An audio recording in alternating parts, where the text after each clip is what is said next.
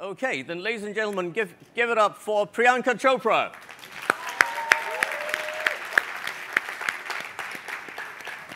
And hello. Hi, Priyanka. Hi, Lutfi, how are you? You're on that. Thank you very much. Thank you. Hi, everybody. Good afternoon. Lovely day to be in Dubai. It is. The world's most redundant job is to introduce Priyanka Chopra. Oh, So, even though I always love to hear my introductions, so go on. If anyone doesn't know who she is, please swap places with the snaking queue outside, the people trying to get in. But I will just make one claim about Priyanka, and I would be happy if any one of you or anyone on social media would like to factually refute that claim. And my claim is as follows. I believe that statistically and factually, Priyanka Chopra is the most accomplished acting professional to come from the Indian film industry. Have a think about it. Have a think about it. There isn't anyone else, male or female, in this generation or any prior generation, who has simultaneously had the kind of success she's had domestically, whether it's box office returns, national awards, and simultaneously been the protagonist and the lead antagonist in mainstream TV and movies in the West. Can you think of anyone else? I can't, but I'll be happy to spar on that one later on. So a truly accomplished and trailblazing success story. Priyanka, very glad to have you here. Thank you. As you know, the theme of this...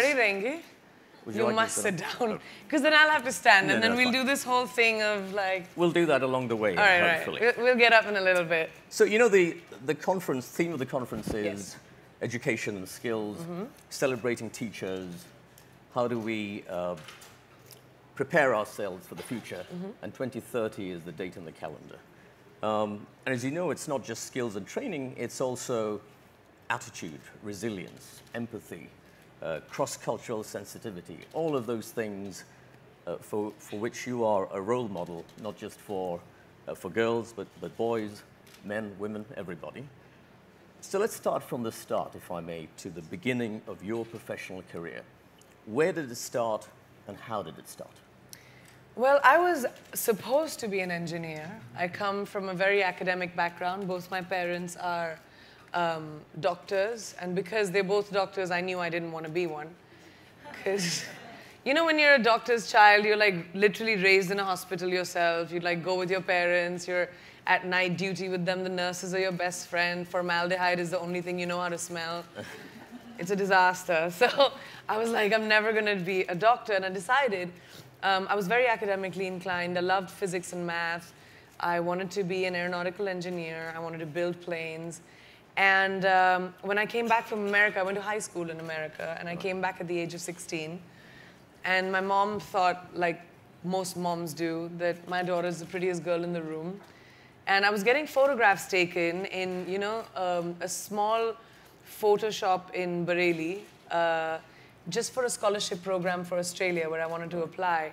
And the photographer was like, oh, you know, you're really pretty. Can I take some more pictures? And for a 16-year-old girl, you know, your vanity is peaked at that point.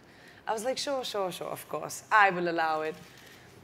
Soft focus pictures with my hand on my chin like that, like disaster. Anyway, those pictures were sent in by my mother to Miss India. For some reason, they picked me. I won that pageant, then I won Miss World. I was still just 18. Movie offers from Indian movies started coming my way.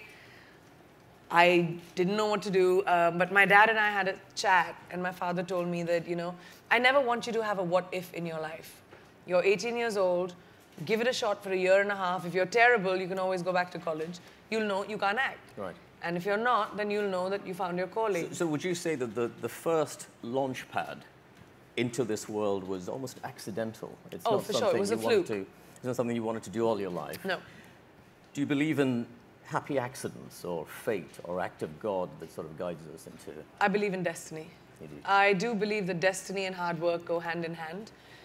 Destiny will make you find opportunities. It is up to you and your aptitude to recognize them. I was not born with a silver spoon. I think none of us are. And you can't replace hard work, hustle.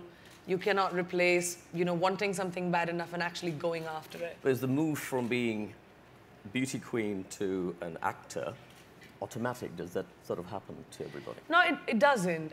We've seen, as the Indian media loves to point out sometimes, models can't act, how many models have been actors, and beauty queens, how many beauty queens have been actors. We get thrown that all the time. But to me, I think it's a very organic process, and it's very individual. The first opportunity for your first or second film, or maybe even a third one, will come to you because you're a famous beauty queen, or you're the son and daughter of someone, or you're recommended by someone. But the audience is too intelligent today. They always have been. They know who they want to watch, and that's why it's called an X Factor. Yes. You don't have to be the prettiest girl in the room. You don't have to be the most talented. People just want to watch people sometimes, and that's what happened to me. And we can see that, not everyone who perhaps made that move sustained over time. I have a question that I want to get out of the way. You've said once that you're a proud feminist. Yes. Is that compatible with beauty pageants? So, what does feminism mean to you as a man? Me? No, I'll answer the question that way, because I really do want to. I just want to get a perspective. I take my cue from Justin Trudeau. Okay. That's a good person to take a cue from. It's equality. It's coming at equality from the angle of perhaps the side that may not have had equality. So basically, it's giving women the ability to make their own choices without being judged. Yes. So who decides if a beauty pageant is feminist or not? That's my decision as someone being a part of a beauty pageant. And for me, it was amazing. It gave me wings. It gave me the ability to stand on my own feet and find a career. So as a feminist, an extremely proud feminist, I'm really glad that that was a stepping stone in my own decision. So when people always have this argument about beauty pageants versus, oh my God, that has nothing to do with feminism, that's exactly what feminism stands for. Let a woman do what she wants without judging her. Stop telling her what to do. Stop telling her how to be. Ooh. Let her be. Thank you. Right. But do you get that? Is there prejudice around? I get it all the time. I get it all the time too. Yeah, I know. You must have been, we have our beauty pageant past and everything. Just say you're just a pretty face and no one takes me seriously. No, but prejudice, I guess, while we're on the topic, hashtag time's up. What does that mean? How would you describe what's going on, that movement? And what does it mean in particular for girls and boys growing up right now? I think it's such an interesting time for our generation right now, with the vices and virtues of social media, like we keep discussing. I think that it has given, yes, there are good and bad, there's good and bad to everything, but what I think is amazing about social media is the empowerment that you get. So when somebody comes together and says hashtag time's up, or when you talk about the Me Too movement, and you see how it sort of brought the globe together, and it brought young people all over the world, different races, different colors, different religions, together on social media talking about, basically time's up to me is, we're not going to stay silent anymore. Whatever it is, whichever country it is, whatever the problem is, you're not going to be able to tell someone to, to not speak up against something that's happening to them. Whether that's not the lack of education or not having the rights to be able to live life the way you want, whether it's being violated sexually, emotionally, physically, however, time's up. You're not going to be able to silence our voices anymore because we stand by each other. And that is such a powerful thing to have happened. And that's happened with this generation, which is wonderful. So kids shouldn't feel despondent about it when they read the gender pay gap has been there, it's here to stay. Should they feel despondent, or should they feel I mean, if you want to feel now? despondent, then we should have felt despondent for the last thousands of years. Right. Because that was our normal. Yeah. Now at least we've come to a point where we're saying that's not going to be normal. We are not okay with it being normal. We're going to stand up for our rights. And you actually have brothers in arms who stand next to you and say, yes, we stand up for this girl or we stand up for this guy and what they're saying is right. And that never happened before. It's such a powerful time. Absolutely. You know, you described it as a global movement. Yeah. I've also heard you talk about the need for more global citizens. Yes. Which I love to hear personally, because I'm a poster child of a global citizen. But isn't that the problem? Doesn't it mean that if you're a citizen of the globe, you're a citizen of nowhere? I don't think so. I think your roots define who you are. You can never, I mean, you can if you decide to, but you can never erase where you came from or where you were born. I'm proudly Indian. Wherever I go, I am as desi as it can get. But that doesn't necessarily, thank you, especially because my achar travels with me wherever in the world I go. But I'm as desi as it gets, but that doesn't mean I'm not concerned or aware about what's happening in the world. That doesn't mean that if I'm living in India or if I'm living in America, I won't be concerned about what's happening in Europe or what's happening in Sierra Leone or what's happening in Jordan. You know, I am a global citizen because the world matters to me. And when I talk about everyone becoming a global citizen, the privileged lot of us sitting in this room, educators, influencers, people who have the ability to have a roof on their heads, make decisions for ourselves. Everybody in the world today is trying to work really hard to make sure that their kids have a great future, that they can do the best that they can for their families. And I think a global citizen is someone who's aware of their privilege and understands that no matter where in the world I go, there will be someone who will be lesser off than you. So it makes it your responsibility. Wonderful. So it doesn't take things away. Not at all. It adds to you. It adds to Yeah, it that. absolutely adds to you. So you don't think people question authenticity if you're more than one, you say I belong to more than one place. I get called a coconut, for example, like brown from the outside, white from the inside. Have you heard that? Now I have. But don't laugh. See, they're laughing. No, I think that's terrible. That's a terrible stereotype. Yeah. What's wrong with people? That's right. I mean, we have South Asians who've lived in America and the UK for eons. Yeah. Yeah, we were brought there in ships, right. but well, we stayed and we did a lot. I love your positive definition. You know, you are, I've seen you be very multicultural, at least bicultural. Yes. I've watched clips of you you're on the Seth Meyers show, Stephen Colbert show. Yeah. Quite a few others, and now, of course, you're on the Lutfi Siddiqui show. I'm on the Lutfi Siddiqui show. I am. But I noticed that, you know, there you walk on stage, and they either get a hug or a peck on the cheek, and I got neither of the two. Because you were standing so far away. Come on, we have to do this. Okay. Hi. Oh, so good to see you. That's amazing. I wasn't fishing for that at all. Eid Manali. We did Eid Mubarak a little earlier than we should have. The other thing is, I know you are sensitive to the word Bollywood. Yes. No, continue. And your question. I have American friends who are also sensitive to the word Mumbai or Hombe. I think you should use that. You keep, like in Bollywood, you keep the rest of Hollywood, but you add a B to the start of it. It wasn't us. No? It wasn't like Bollywood suddenly said, how are we going to be a Me Too of Hollywood?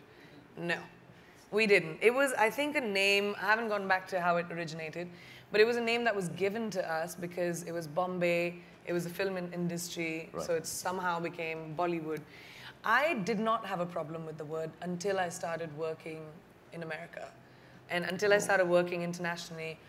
The more I worked abroad, the more I realized that the word Bollywood has been reduced to a stereotype of, everyone I meet, by the way, in America says, oh my God, we're unscrewing light bulbs. And that's Bollywood. And I feel so bad because I try and explain to people that I don't think you should say that's what Bollywood is, because basically the light bulb thing and the cleaning up, whatever, all of that was, it's horrible to say and I might get in trouble for this, but all of that was made up for people who don't understand dancing. You know? It's actually not, it was, so I went to classes to pick that up. Yeah, so if you don't understand basic rhythm, I see. Then we have to break it down and stupidify it. So it's not, so It's not a good thing. People should not do that. But so Bollywood basically is such a stereotype. Like there's Bollywood flavored popcorn in America, and I'm like, what? How do you turn us into a flavor? So all of that to me is a little annoying. Like whenever I say that, I'm an Indian actor, and they're like, oh my God, Bollywood! I just took a Zumba Bollywood class. So that's the fight, We're not taken seriously as one of the most prolific film industries in the world. We make the most movies produced within a year within India in all the different languages, and I think that it's not given its due somehow, and I really want to be able to fight for that Indian talent does not need to be put into a box. We don't need to be stereotyped as just what brown people need to look like. We need to play characters which are mainstream. For example, like my show, Quantico, I'm an FBI agent who breaks down doors. I mean, my ethnicity has nothing to do with my character. You mentioned yesterday that you're on a work visa in the US. Yeah.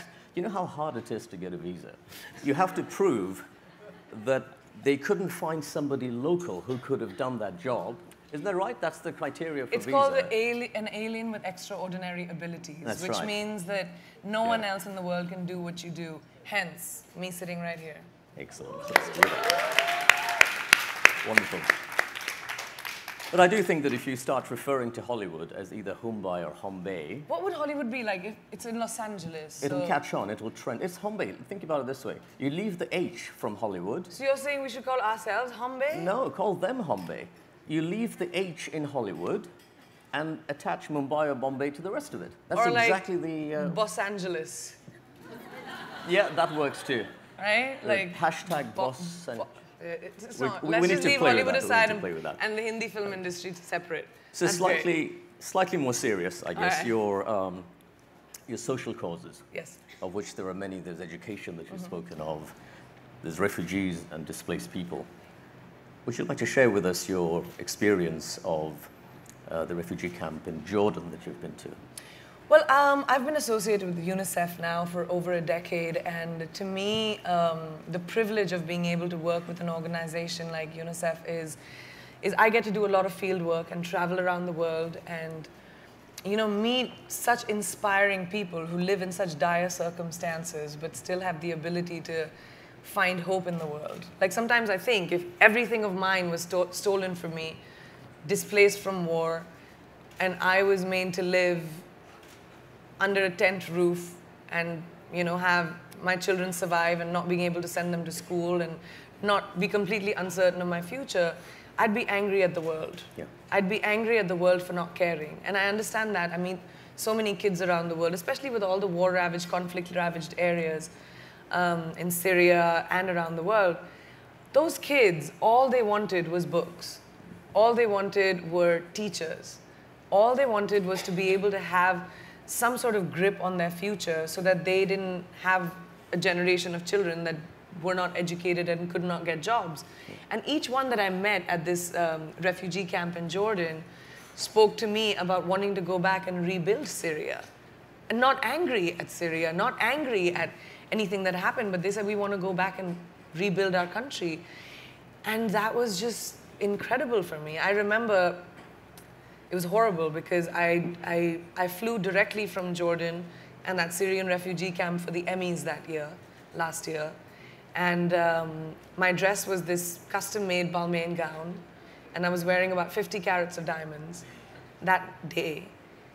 And when I landed in for the Emmys, I remember I was sitting for hair and makeup, and my makeup artist was doing my makeup, and I suddenly had tears down my eyes, and she said, what happened? I said, this just in my head, I can't. I mean, from where I have come and what I've seen and how little people have to survive on, and then there is this business that I have to do what I do. But I was explained that we're a means to an end as public people. And if I didn't do this, I guess I wouldn't have the opportunity to bring light to that. That's right. But as a human being, it shook me to my core. You bring spotlight to these things. Closer to home, I don't know if you've been following the Rohingya crisis. Yes, I have. People displaced in Myanmar, across the border. It's unbelievable. Any the thoughts on genocide that? Any I mean, just around the world, and this is, I'm hoping I can do a field visit soon. I hope that can happen through UNICEF. We've been working on it, but I just think around the world, just have we become as a society desensitized to this? Do we wake up every morning and we read about hundreds of children who are displaced? We see kids washing up on the shore. We see pictures of terrified children or dead, unliving children. And are we desensitized? We hear about shootings in America. We hear about bombings in Syria. We hear about genocide in Rohingya. It's like, so as a world, I feel like my thoughts are that. My thoughts are, can we not ignore the parts of the world where this is happening? Can we be affected as human beings? Can we sit down and feel in our hearts and in our guts that this is wrong, and as a global society make noise enough to be able to change things? Do you see this as a failure of leadership? I mean, I don't see this as a failure of leadership. Including Nobel Prize winning leadership. No, I do think that I do think that leadership needs to definitely change its gaze, and definitely leadership, governments around the world need to be able to, you know, understand that this is a humanitarian crisis around the world. This is not a regional crisis. This is human beings, and yes, as a world, we need to pay more attention to it. I definitely think so.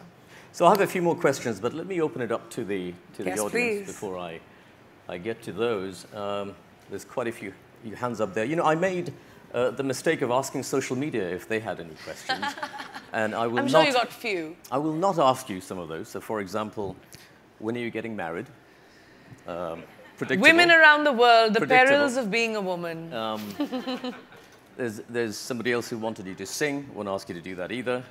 But let's take questions. I'll do a sweep. Let me do the lady over there, and then I'll come to you. There were two ladies. You have to pick one. 3, 4 ladies. Yeah, Sorry. the lady over here. Sorry. Thank you. Hi, it's really nice to see you. Hi. Sorry, what's your name, ma'am? My name is Uneza. I'm an early years teacher.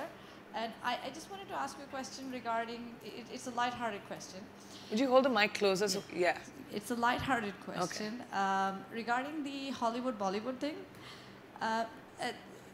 If you're talking about being global citizens, if that side of the world has maybe given Indian cinema that name, is it maybe part of being a global citizen to accept it and be happy with it, and you know, sort of fix the issues they're having with it, and not and help them understand that it's not only about this?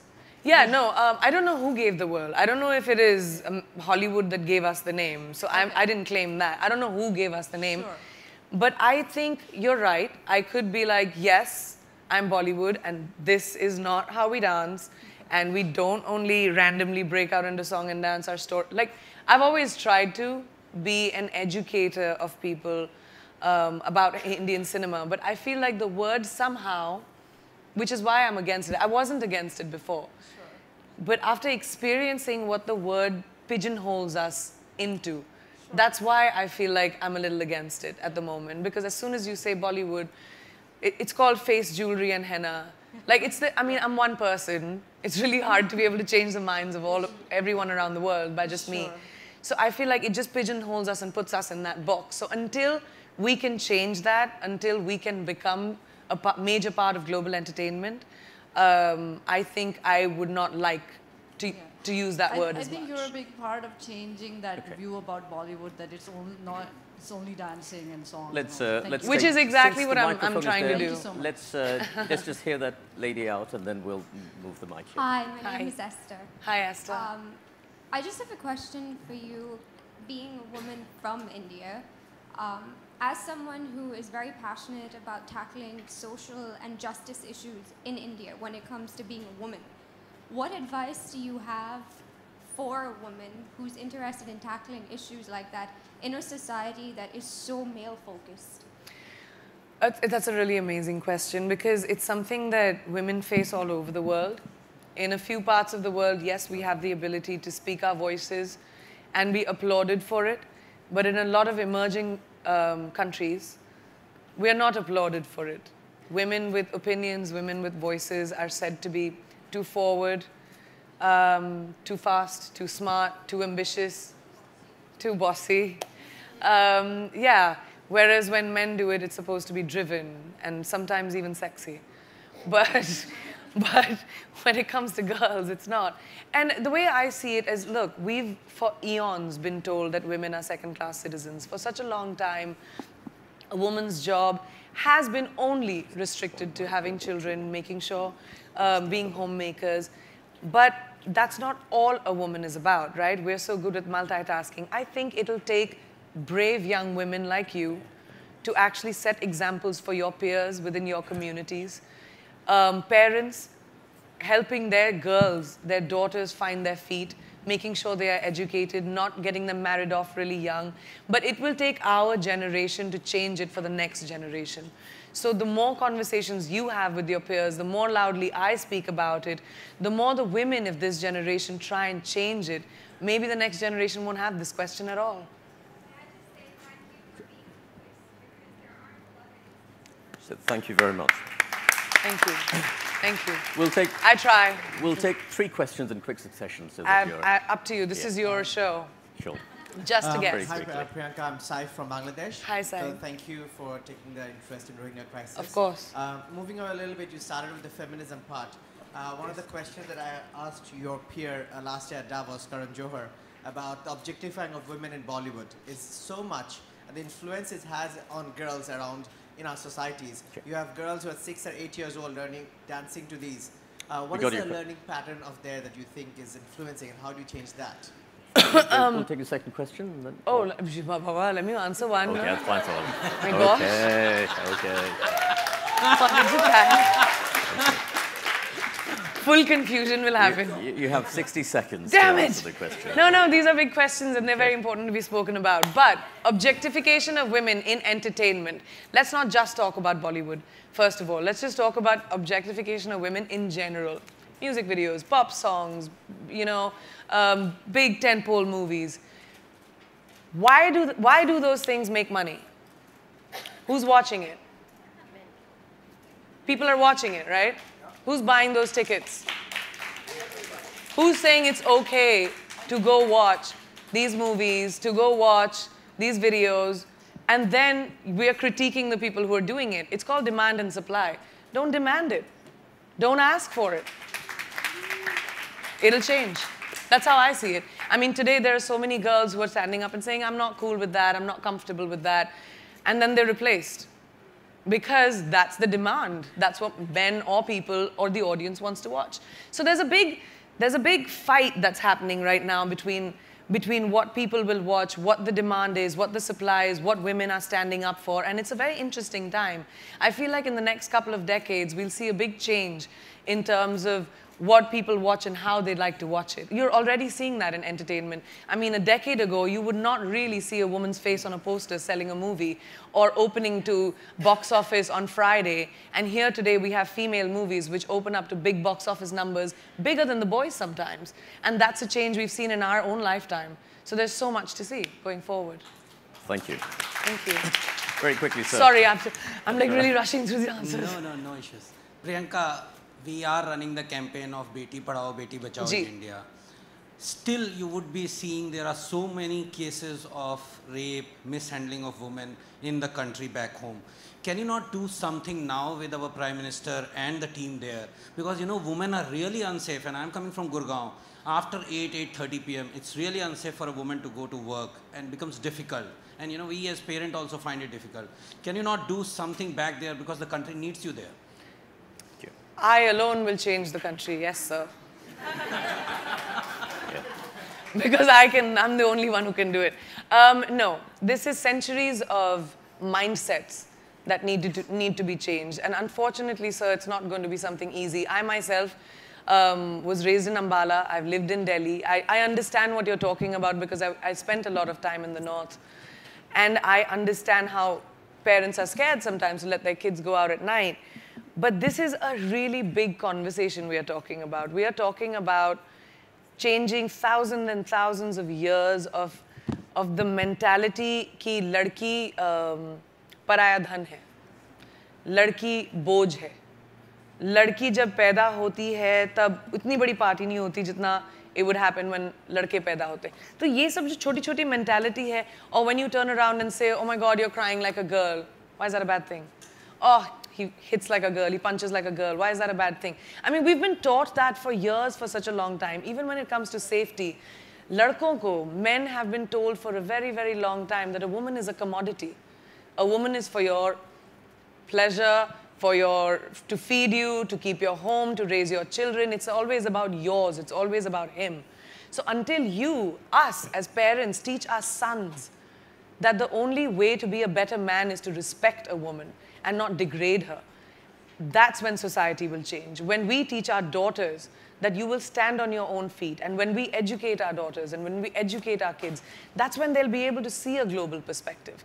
So I think slowly, yes, I'm sure our Honorable PM is doing all that he can because his campaign is really big with Beti Padhao, Beti Bachao. And I'm sure there's a lot that's happening. But the only thing we can actually do is get people to change their mindsets. I think that's a very, very important thing that needs to happen within the world, actually. Thank you. Hey Priyanka, okay, my name is Saika and I'm a student from Jumeirah College. Hi Saika, how are you? I have a question for you. So you said you've come from a very academically driven background, and I've noticed in my school and schools across the Middle East that the STEM subjects like maths and science usually take priority over the more creative subjects, even the languages like science, like art or music. So do you think this is a problem, and if so, how do you think we should tackle it? You think people take the academic subjects over the arts? Yeah. I do think that in our part of the world, people do prefer academic jobs because it means job safety. You know, being a lawyer, being a doctor, being an engineer. I come from a family of all engineers or all doctors because of the same reason, that I think parents feel that if you're educated and you get a degree and you get a job like that, it'll assure you a better future. So yes, maybe that's a perspective. But the other perspective is today in the business that we live in the world that we live in, job opportunities have expanded so much. Like even if you just think of entertainment, you don't just have to become a director or an actor or a producer to be famous. You can get into media, you can get into digital, you can get into, there are so many aspects, marketing, to just film and entertainment. So in the same way, I think the world has expanded a lot more. And the smart way of doing it is to, and I tell all young kids who come to talk to me about this, make a business plan, okay? A 10-year goal or a 5-year goal for your parents. Negotiate. Tell them, this is what I want to be, and for me to become a big media consultant house, I'll have to do this, I'll have to do this, I'll have to do this, I'll have to get a job here, and work them through it. And say, this will be my annual salary, projected. You work on it, I do that with my parents. I used to negotiate with my parents, like, properly on pen and paper, pros and cons, and I used to get away with whatever I wanted. So do that. Thank you, thank you. So, Priyanka, I have a dilemma. Yes, sir.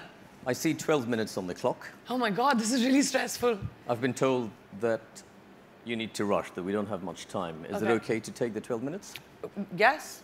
12 minutes? Can we take it? Let's do that. We must take 12 minutes. We will be taking 12 minutes. Yes. There you go. I'll change faster for the evening. Okay. Good afternoon, Priyanka ma'am. My name's Advait. I'm Hi, a student here in Dubai. Thank you for your answers about the refugees in Jordan or refugees all around the world. Well, about the crisis, we see kids dying, we see people getting something that they don't really deserve. They don't deserve that brutality.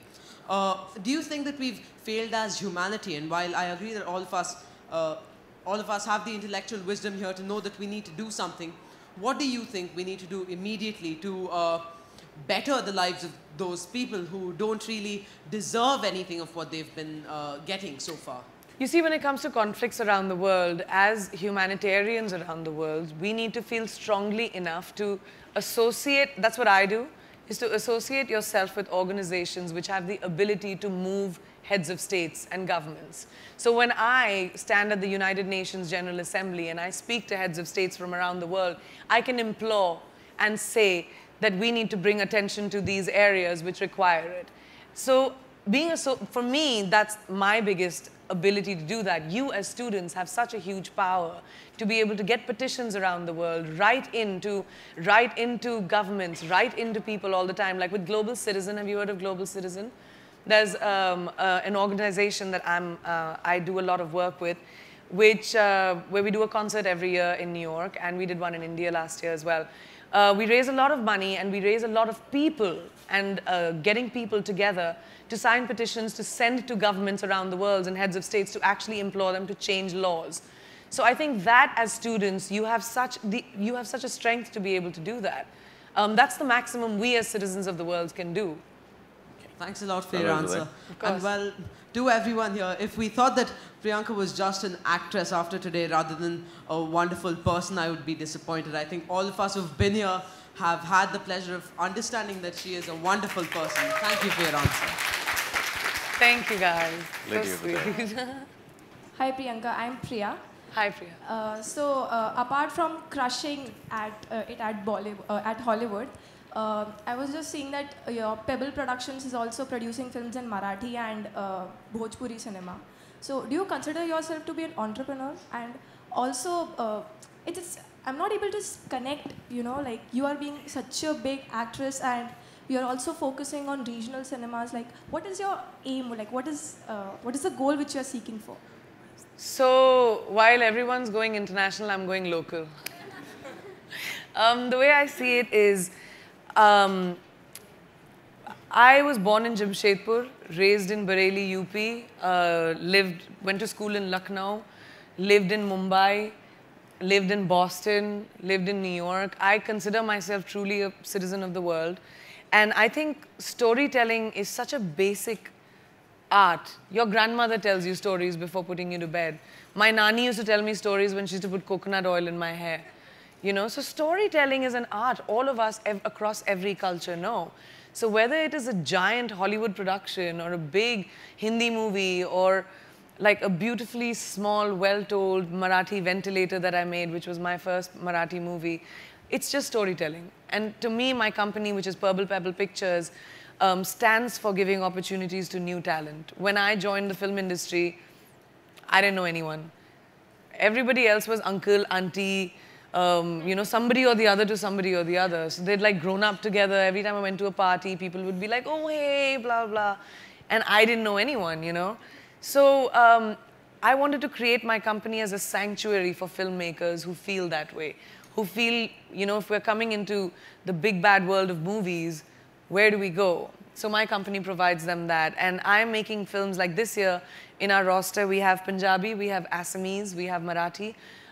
We are working on a Gujarati. We have also done a Sikkimese movie. So I'm trying to explore. I'm also developing American, like with TV and features. I'm developing a Hindi film. I'm doing a reality show. So yes, I do think I consider myself an entrepreneur. I'm over here. Next question, and then the one. Hi, Priyanka. My name is Nusrat. Hi, Nusrat. How are you? Sorry. I'm good, thank you. I'm from Bangladesh. So it's been an honor to hear you speak over the last 2 days. Thank you. I've been following you all through. So as you're the brand ambassador of UNICEF, and you have been that for more than a decade now, there is something that this Skills Forum has been telling us or trying to put into our head, that in the next 10 to 12 years, it would not be analytical skills that we would be needing. It would be more of empathy and creativity and collaboration and all of that. And I just wanted to know that coming from Bangladesh and as a South Asian country where we're struggling to have access to education for girls, how can we work together to integrate those essential qualities that we are talking about at forums like this into the basic education system in our societies? Thank you. That is a great question, and I think that there are a lot of changes around the world that are being made into school systems. I mean, I do believe that South Asian schools, even though we're fighting for quality education a lot, do prepare us a lot more to work around the world. I went to school in both countries, and it's really hard. It's a lot, but it prepared me for school anywhere else in the world. When I went, I mean, I did ICSE, and I was like ahead of my class everywhere I went. But to integrate exactly what you're talking about, life skills, to integrate being able to collaborate with each other, I think those are really things that need to be inculcated into the education system all over the world in a big way. And I do hope something happens around that. But while it is not happening, I think it is up to us as society to be able to give children that cohesive upbringing, to be able to give them spaces and places to play, to be able to find their creative side, to be able to, I mean, now we don't have libraries anymore, but like to find those kind of things where kids can find their feet and their calling. I think that would be important. Right. The gentleman over there. Hi, Priyanka. My name's Amlan Roy. Hello, and sir. I just wanted to get your opinion on one thing. First of all, fantastic interview, great interviewing by Lutfi. Thank you. Your parents, or rather your uncle and father went to AFMC at that time in that medical college. You had 20% women. Now when you go to the Delhi medical colleges, there's a reservation cap on women so that not more than 50% women get in. So that's a sign of changing times where women are coming forward and taking up the mantle of the places like in the Western world. So don't you think that that's very good progress? And how would you like to share it in rest of India? It's only happening in the metros mainly. Well, I think it's an incredible progress, but I feel like it's little things like this which make examples for everyone else to follow. And it's so amazing to see that university do that and set that example. And I hope it's picked up by other people. But really, it is something that, like, I see so many companies standing up for women's rights, standing up for women having, you know, the ability to get forward, making sure that they're paid according to the job that they do. So there's a big change, but it's never going to be overnight. You see, this conversation, debate, and fight needs to continue. It can't die down. The conversation can't die down. And I'm pretty sure we'll see that change, because we already are. So I'm getting dagger eyes from people all over. I'm trying to maintain a bit of a gender diversity over here, which is why the... So we've got a lady here very quickly. Ooh, there you go. Quick. Okay, three questions together this time round. Hi, Please don't Priyanka, answer you until the spoke three questions very are well. done. Hi, Priyanka, you spoke very well. I'm a big follower of you. I just wanted to ask you one quick question. I'm a humble teacher. I work with GEMS. Celebrities like you make a very positive impact on the society and our students. What message would you like to give to our students around the world who would be listening to you at this point of time, or maybe later on YouTube? Could you all kinds of students? Yes, all kind of students. I always tell... Sorry. You're not allowed to answer. Second one, please. I have a gag order. I'll forget the question. No, what message? I'll remember the questions. The second question, please. Very quickly. This is just a message, Priyanka. We've been very, very proud of you, listening to you. Not that this is the first time, but both our daughters are away to universities, and we would like all the girls of India, the world, to imbibe the values you have, to stand up for yourself, and make everyone proud and make the change that you're trying to. You said, I'm alone and I can't do, but I want you to know that your voice is powerful. It reaches a lot of people. So it's not a question, it's a message for you. Okay, Thank you. so I we'll take another appreciate that question. so much, ladies. This is a question to the feminist, Priyanka. In Indian movies... So are you not a feminist? No, hold on. I am not arguing about it. I'm just saying I don't know too many people who are not feminists anymore. Yeah, So I am that's why asking you a question. Let be a day when you will be interviewing me. Okay, now my question is that in the Indian films, very frequently we see a scene that for some stupidity of a boy, a girl gives a slap. As a feminist, I haven't seen you ever complaining against the abuse of a man. Where is your equality? Where's mine? If God forbid, if a man slaps a woman, it's a crime. The sky fall on the land, on the earth. I'm loving this question. Yeah. Bring it. And the other, if on the screen a girl slaps a man, where is your protest as a feminist? Where is the equality? Okay. Can I answer that? Please. Can I please answer it? Okay, I'm 30 seconds. Oh my gosh. I can't do it in 30 seconds. Come I'm going to start with this one because this is epic. All right, great. So you're saying when a man Eve teases a woman, she slapping him is what was the word you said? Is abuse of a man. When a man is Eve teasing a woman and she's walking by and he's like, "Woohoo, kya lag rahi hai? Kaisi chal rahi hai?" A woman shouldn't go, chal be, psh. You're saying that's wrong.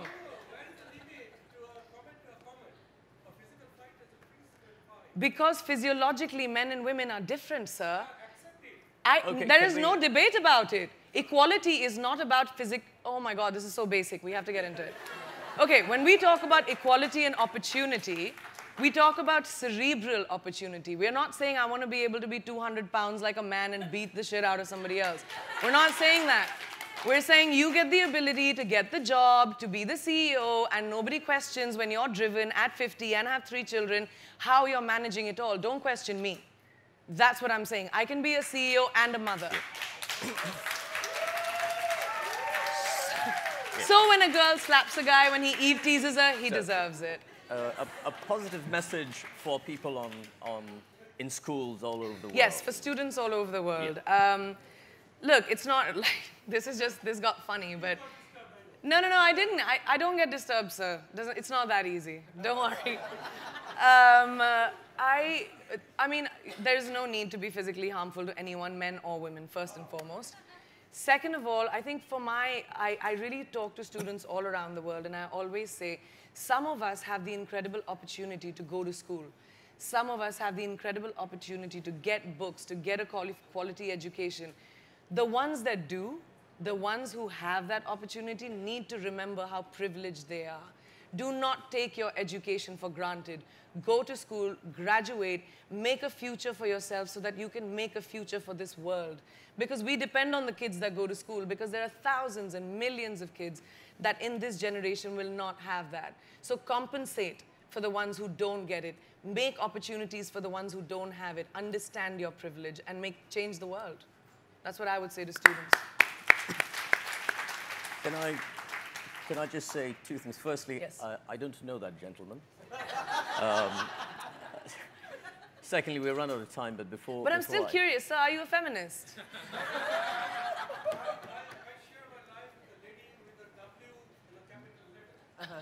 No, but just before we go, just for you and your lovely wife to understand, feminism, truly, and I want to really explain it to men and women, feminism is not about berating men. It is not about saying we are better than men. It is not about putting men down. It is just about saying, stop treating us like second-class citizens. Let us have opportunities for our experiences. Let us be able to get ahead of the game without having to pull someone else back. Support us. So when you say you're a feminist, you're a supporter of the women around you. So are you a feminist? There you go. There you go. So just before I let you go, if you had to rate this experience compared to Colbert, Seth Meyers, any of the others, on a scale of 1 to 10? I mean, considering I'm going back to all of those shows, I hope they don't watch this, but this was definitely 11 on 10. Yeah, good stuff. Ladies and gentlemen, Priyanka Chopra. Thank you for being such a wonderful audience, guys. Thank you so much. Thank you.